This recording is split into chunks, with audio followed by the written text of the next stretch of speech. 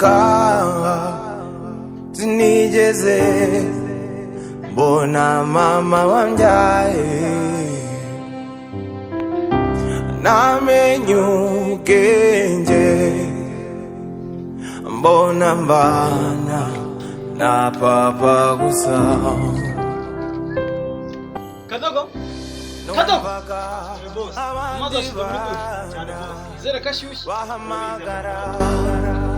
ngoma Mariye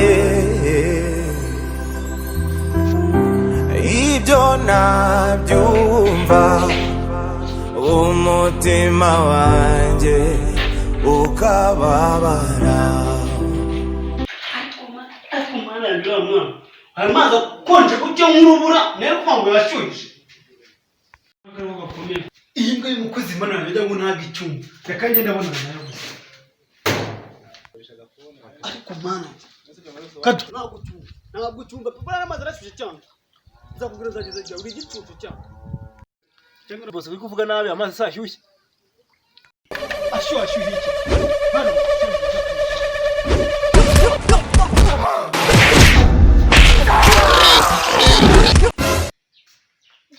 Mana ya birambuwe bose aranyishe aranjujubije ko nashyize amazi muri dushe cy'ubushe yakonje ati ibyo ntibaza. Usundi bamwishyuza n'undi amezi 5 arashize amezi 5 ntabwo ndahembwa n'ukwezi na kumwe kanze mwishyuza no munsi nagacika. Cyumva shaka Bose kujye nagushakaga ushaka iki uragira ngo nera mwako nkubone muri kino gitondo.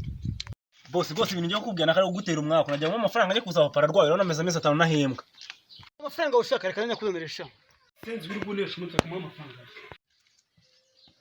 Asha urebye wariye ubone kunyishyuza. Iyi fagitire se ni ibiki? Igihumbi 150 bishoboka bite?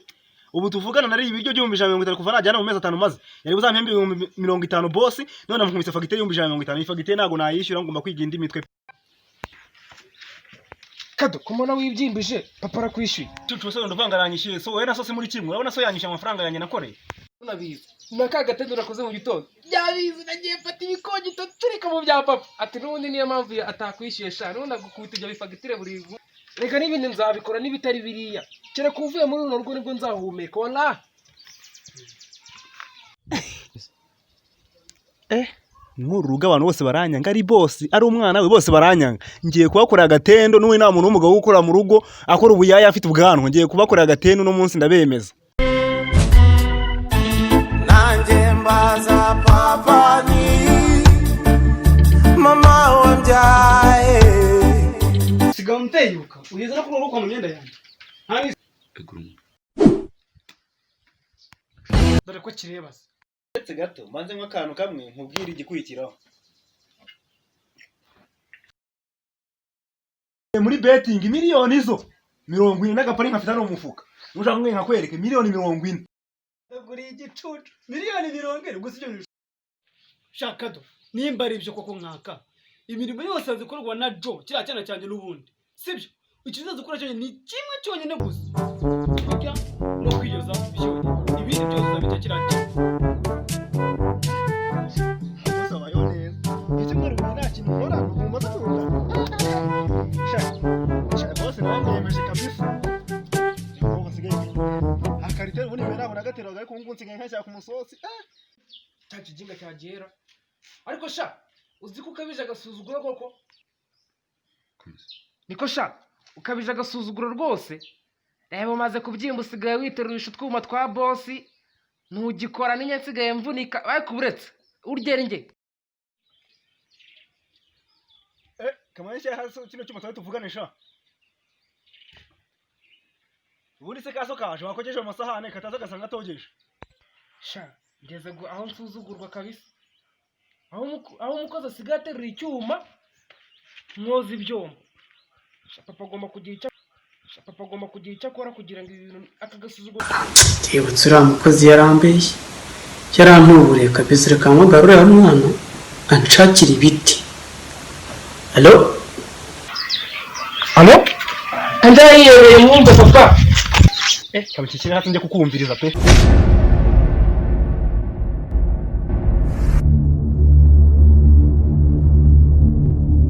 unshakira ibiti, unshakira ibiti 5 byiza byiza byiza ndamwereka icyo naje nzishaka urasanga naziteguye imi 5 kabisa. Uko bimeze cyane rwose. Sawa. Kwa kigoryo uritsimba witsimba ibiki bye byagiye ahagaragara uno munsi urarara utashe waraye ndabivuze.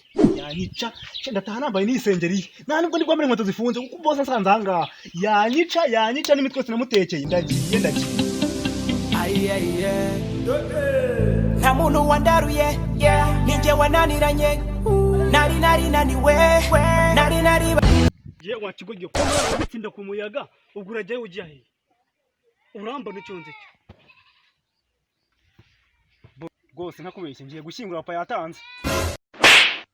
Ese boss moyi uri igicucu biruvuga ngo isi ratanga ni umwami vuga ngo yapfuye kuko ubu ngubu ugiye kumugukurikira.